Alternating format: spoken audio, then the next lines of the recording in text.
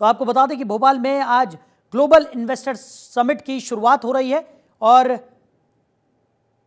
CM Mohan Yadav क्या कुछ कह रहे हैं वो भी आप बता देते हैं।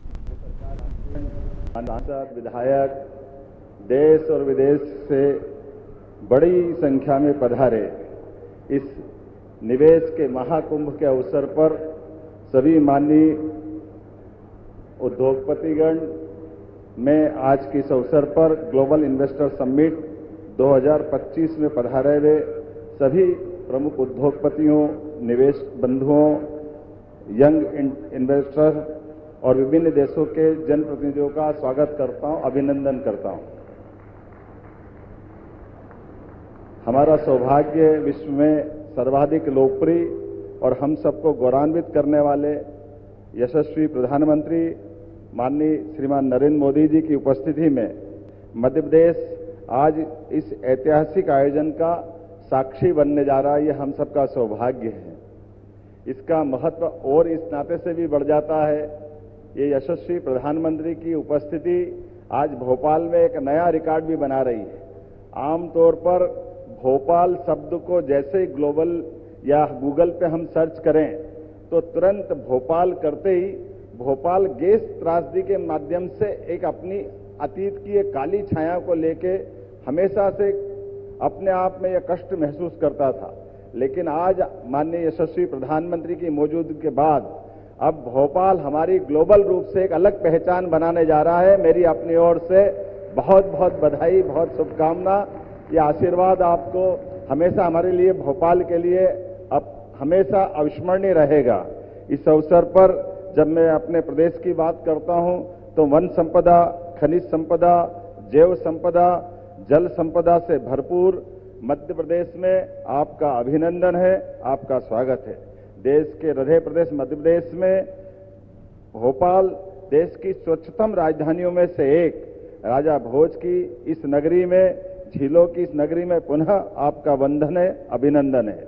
यशस्वी प्रधानमंत्री श्रीमान नरेंद्र मोदी जी के नेतृत्व में और उनके मार्गदर्शन में मध्य प्रदेश सरकार सतत विकास और औद्योगिक निवेश की दिशा में लगातार अपनी निर्बाध गति से आगे बढ़ने के संकल्प को धारण करके गठन के साथ लगातार आगे बढ़ रही है। आज जब हो रही ग्लोबल इन्वेस्टर समिट तो इसकी थीम ही अपने आप में उत्साहवर्धक है। अनंत संभावनाएं जो मध्य प्रदेश में उद्योग और निवेश की असीम संभावनाओं को दर्शाती है। अनंत संभावनाएं केवल एक विचार नहीं बल्कि मध्य प्रदेश के प्रत्येक क्षेत्र में अवसरों की व्यापकता को दर्शाने वाला दृष्टिकोण है।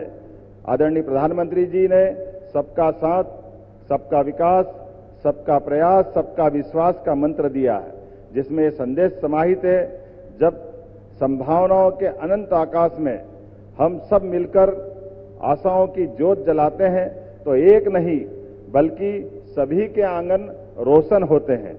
और यही हमारी सनातन संस्कृति की गौरवशाली विरासत भी है। माननीय प्रधानमंत्री जी के नेतृत्व में भारत को 2047 तक विकसित भारत बनाने का संकल्प भारतवासियों ने लिया है। हमारा लक्ष्य देश को $35 ट्रिलियन की अर्थव्यवस्था बनाना है। ऐसे में विकसित भारत के इस लक्ष्य को प्राप्त करने के लिए विकसित मध्य प्रदेश समस्त प्रदेशवासियों के साथ अपना महत्वपूर्ण योगदान करने के लिए प्रतिबद्ध है।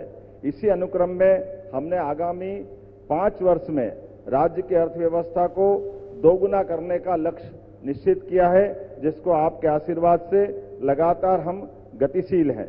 1 वर्ष पूर्व निवेश और औद्योगिक विकास की इस यात्रा को रीजनल इंडस्ट्री कॉन्क्लेव के माध्यम से बाबा महाकाल की नगरी उज्जैन से प्रारंभ किया।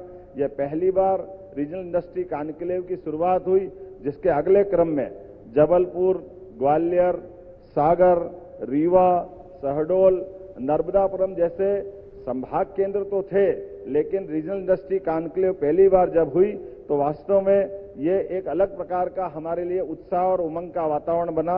इसी क्रम में हमने इस रीजनल इंडस्ट्री कॉन्क्लेव को और सफल बनाने के लिए देश के अन्य राज्यों में, खासकर मुंबई, कोयंबटूर, बेंगलोर, कोलकाता, पुणे, दिल्ली में इन्वेस्ट इन एमपी के अलग अलग प्रकार के रोड शो का आयोजन किए।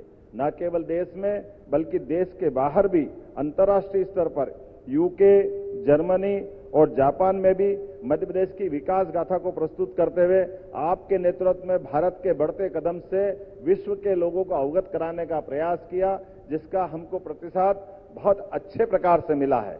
इस यात्रा में मध्य प्रदेश सरकार देश विदेश के उद्योगपतियों से लगातार सतत संवाद करते हुए उनकी आवश्यकताओं एवं भविष्य की चुनौतियों को हमने समझने का प्रयास किया और निवेश को प्रोत्साहित करने के लिए एक रोडमैप तैयार किया। इसी परिप्रेक्ष्य में हम अपनी निवेश नीतियों और निवेश फ्रेंडली इकोसिस्टम पर लगातार कार्य कर रहे हैं, जिसके आधार पर निवेश प्रोत्साहन के लिए 18 नई नीतियां लेकर हम आए हैं, जिसका लोकार्पण आज माननीय प्रधानमंत्री जी के माध्यम से मध्य प्रदेश में पहली बार होने जा रहा है। इन नीतियों से हमारा प्रयास उद्योग जगत की आवश्यकताओं को प्रदेश के विकास के मार्ग से जोड़कर बढ़ना है। हमने कई नए क्षेत्रों को भी ध्यान में रखते हुए सरल, निवेश अनुकूल और प्रासंगिक नीतियों का निर्माण किया है। नीतियों का प्रभावी क्रियान्वयन, सरलीकृत व्यापार एवं बाधारहित व्यवसाय हमारी उच्च प्राथमिकता है। इसके लिए मध्य प्रदेश सरकार द्वारा जन विश्वास अधिनियम पारित किया गया है, जिसके उद्देश्य जटिल एवं अप्रासंगिक प्रावधानों को कम करना, सिंगल विंडो सिस्टम को बेहतर बनाना, शासन में पारदर्शिता लाना। मध्य प्रदेश निवेश के प्रयासों हेतु लगातार प्रयास कर रहा है। इसीलिए हमने वर्ष 2025 को उद्योग एवं रोजगार वर्ष मनाने का निर्णय लिया है। उद्योग एवं रोजगार को बढ़ावा देने के लिए ग्लोबल इन्वेस्टर समिट के बाद हम अलग अलग 6 विभागों में शहरी विकास विभाग, पर्यटन विभाग, खनिज, नवकरणीय ऊर्जा, सूचना प्रौद्योगिकी एवं एमएसएमई के अलग अलग प्रकार के समिट करने के भी योजना पे काम कर रहे हैं।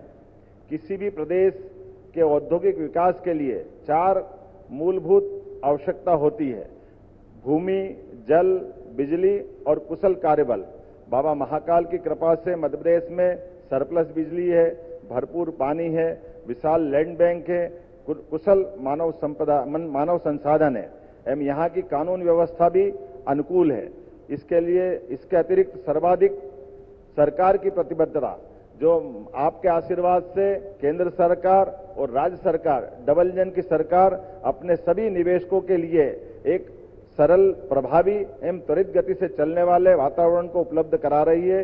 यही औद्योगिक विकास के लिए इकोसिस्टम का काम करेगा। सकल घरेलू उत्पाद जीएसडीपी में मध्य प्रदेश बड़े राज्यों की श्रेणी में सर्वाधिक तेज गति से बढ़ने वाले राज्य में अपने प्रमुख स्थान पर है। मध्य प्रदेश में भाजपा की सरकार ने अधोसंरचना के विकास के अभूतपूर्व उपलब्धियां हासिल की है।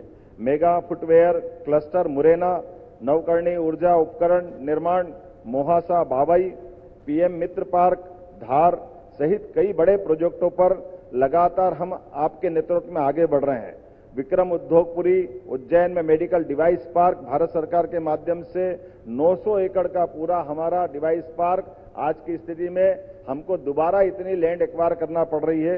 यह आपकी दूरगामी नीतियों का परिणाम है कि मेडिकल डिवाइस पार्क में इतनी सफलता मिल रही है। इसी के साथ साथ 6 नए औद्योगिक विकास क्षेत्रों का भी हम नए प्रकार से संकल्प लेके आगे बढ़ रहे हैं। 13 नए औद्योगिक पार्क न केवल पूर्ण हो रहे हैं, बल्कि 20 और औद्योगिक पार्कों की आधारशिला रखी जाएगी। मैं आने वाले समय में हमारे semiconductor park, Naveen IT park इत्यादि के माध्यम से हमारे यहाँ पर न केवल आकर्षक रोजगार बल्कि निवेश की भी बड़ी संभावनाओं के आधार पर आपके आशीर्वाद के साथ सरकार के कदम से कदम मिला के भारत सरकार के साथ चलने के लिए मध्य प्रदेश सरकार तत्पर है। प्रदेश में पर्यटन की भी अपार संभावना है।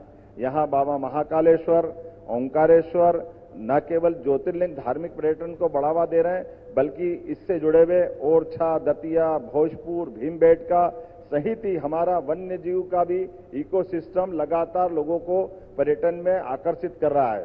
पर्यटन की जब हम बात कर रहे हैं तो न केवल फॉरेस्ट बल्कि मेडिकल टूरिज्म में भी हमारी हेल्थ पॉलिसी के माध्यम से हम एक नई छलांग लगाने के लिए तैयार है, जिसके लिए हम अपनी सरकार के माध्यम से ये ध्येय वाक्य अतिथि देवो भव की इस भाव को चरितार्थ करेंगे।